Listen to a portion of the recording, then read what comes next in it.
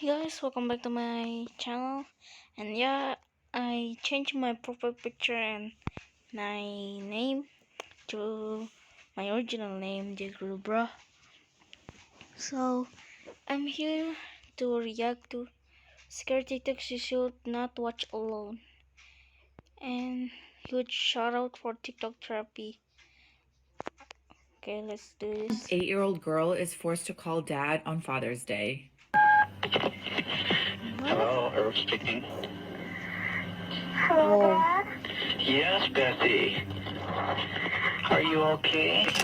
The phone call you're about to hear is 8-year-old Beth Stauffer, who was kidnapped with her mother Mary. On June 15th, 1980, at 10:14 p.m., What? the kidnapper allowed Beth to call her dad on Father's Day. The FBI recorded it. Yeah. Is Mommy okay? Yes. That's good. Yes. Happy Father's Day. Oh, thank you so much, sweetie. We can't talk anymore. When can you come home? I don't know. Can I talk? Can you okay, Dad? Can I talk to him? No. Mary Bro, Stauffer, the 36. pictures. It's Beth the Stauffer, pictures. her 8-year-old daughter. Kidnapped, chained. What? Captor takes his 9th grade teacher and her 8-year-old daughter and kidnaps them in hopes that she will fall in love with him. Mary Stauffer, 36. Oh my Beth Stauffer, God. her 8-year-old daughter. She kidnapped her daughter to let him to fall in love with her. What? Kidnapped, What is chained, that? abused for Psychopath. 53 days. But they escaped, and Ming Sin Shu was arrested the same day. During the trial, he attacked Mary, leaving a scar on her face. He even hired a hitman to kill her, but she survived and made sure Ming would never terrorize anyone again. He had 53 days of our lives. He doesn't get another day. In the small town of Roseville, Minnesota, Mary lives with her husband, Irv, and their 2 children, Steve and sweet little Beth. The house is packed because the family is moving to the Philippines. It's May 16th, 1980. Mary takes Beth for one last errand before the big day. When Beth got home from school, I said, come on, let's go and get your haircut so we look nice. As the hours go by with no news from them, Mary's husband Irv and their 6-year-old son, Steve, are getting more and more worried at home. What's happening? Where are Mary and Beth? Why haven't they come home yet? Mom's not the kind to run away. Mom loves me. Mom loves Dad. Mom loves my sister. There hasn't been any arguments. Around town, the police are searching for a child named Jason, who was kidnapped that very same day. Little boy kidnapped. Jason, playing in a park, never came back. Terrifying story. What? But they have no idea that Mary and Beth are missing.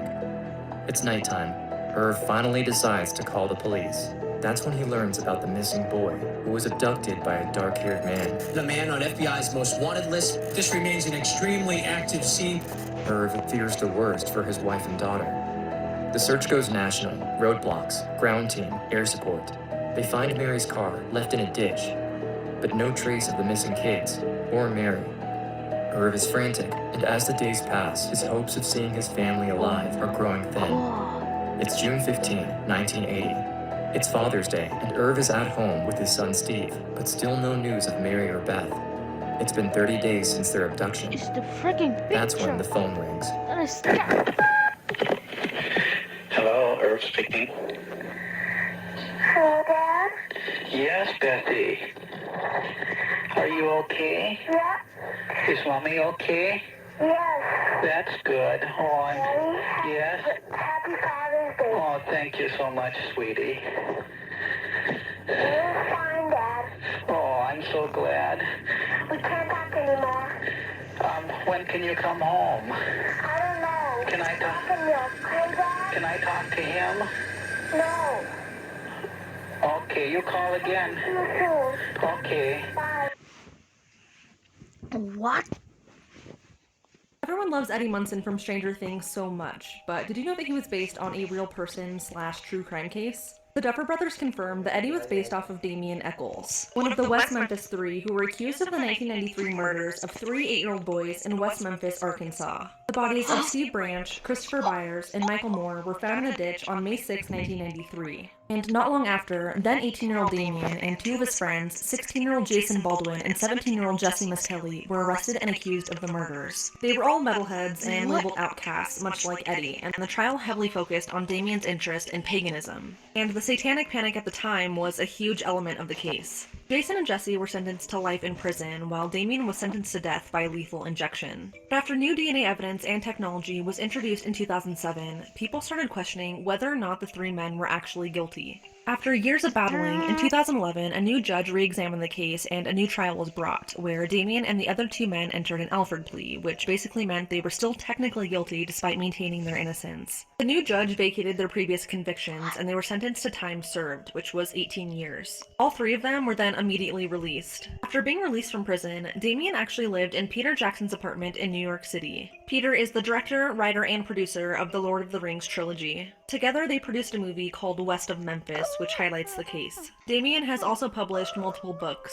The Duffer Brothers said they really wanted to hone in on the satanic panic in Stranger Things 4. Describing the character of Eddie, they said, quote, "What's sad about his narrative is that the people who get to know him really love him, and the people who don't have judged him horribly, just because of the way he dresses and because of his interests." End quote.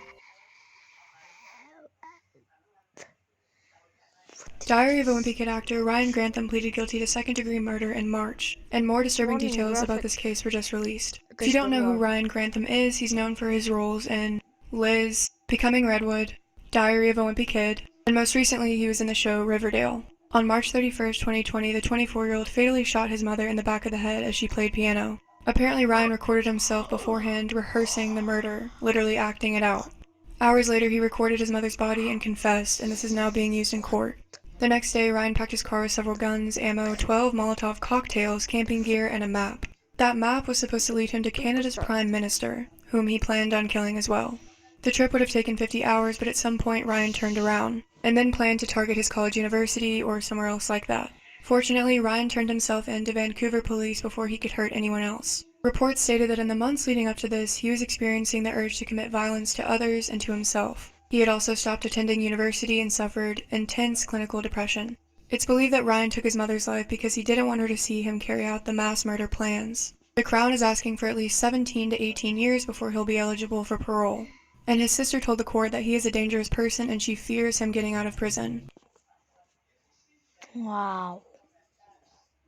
A man killed 3 of his children and dumped their bodies in a fridge. And when asked his reason for doing this, you would not believe the reason he gave. This 52-year-old man, who has been identified as Ifeanyi Amadikwa, he murdered 3 of his children. One of them is actually his stepdaughter, and then the other 2 were his biological children. The children's names, who are all girls, are Chidalum, who is 11 years old, and that is Ifeanyi's stepdaughter, Amarachi, who is 8 years old, and Ebubechukwu, who is just 4 years old. This horrifying incident happened on the 4th of January 2022 at Nkubo Road, Emene, Enugu. It was said that Ifeanyi's wife and mother to the 3 kids who were murdered had left their home to the market with her only male child. According to the mother of the children, when she returned back from the market later in the evening, she could not find her daughters anywhere, which was very strange because they always came to welcome their mother whenever she came back from somewhere. So she started looking for them everywhere. Her attention was then drawn to the fridge which her husband had brought from his place of work. Apparently, Ifeanyi owned an electrical repair shop, so he had brought back a fridge, a non-working fridge from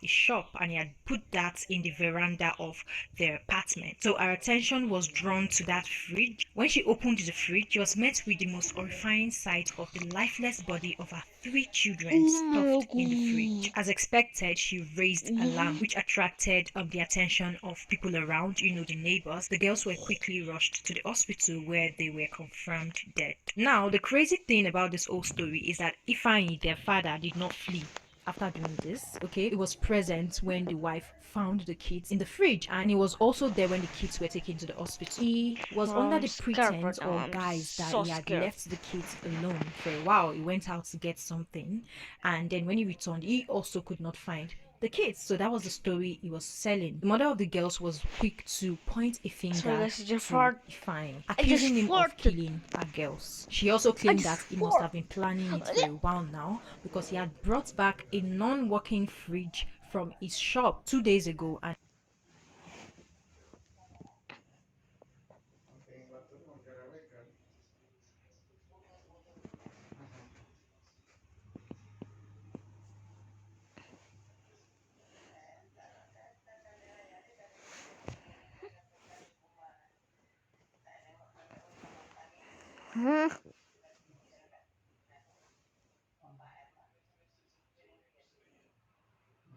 Why is there no sound? Where is the freaking sound? when she had asked him why he brought the fridge back, he told her that she would soon find out the reason he did it. So apparently, this was his reason. Maybe he planned to mother his 3 kids and then put them inside the fridge. And according to the kids' mother, she said that the father always had this hatred towards the girls for some reason. She was very quick to point the finger at him. It was soon said that the police arrived and they apprehended Ifeanyi and took him in for questioning. And while questioning Ifeanyi, he still maintained that he had left the kids alone and he did not know what happened to them. Probably locked themselves inside the fridge and maybe had suffocated. That might have been the cause of their deaths. But it was soon discovered that the kids were actually poisoned. That was when the police intensified their questioning. It was said that they tortured Ifeanyi a bit and eventually he confessed. He said that he had killed the girls, he had poisoned them, and when asked his reason for doing so, he gave the most shocking, horrifying reason ever. He said that he was tired of taking care of them, that they were becoming a burden. So that's why he had to end their lives. I would like to believe that Ifeanyi might have received a sentence, maybe life imprisonment, or he might be sentenced to death by hanging. I really don't know what happened. Some people are of the impression that he might have done this for ritual purposes. We really don't know. Do you think he had been planning this for a while? Because according to his wife, he had gotten the fridge, and when she asked him about it, he told her that she would soon find out his reason. So do you think this was the reason? I just feel like this story leaves a lot of questions unanswered because what really happened, This is actually not creepy. So I will just like search really like there's jump scare. You know what? Does it? That's it for the video. It's kind of short and just explanation, because I'm too scared because it's not time on me. I live in Indonesia right now. I live in Indonesia. So yeah, please leave a like and subscribe. You don't want to leave a like and subscribe? It's okay. Just have a good day or night. Goodbye.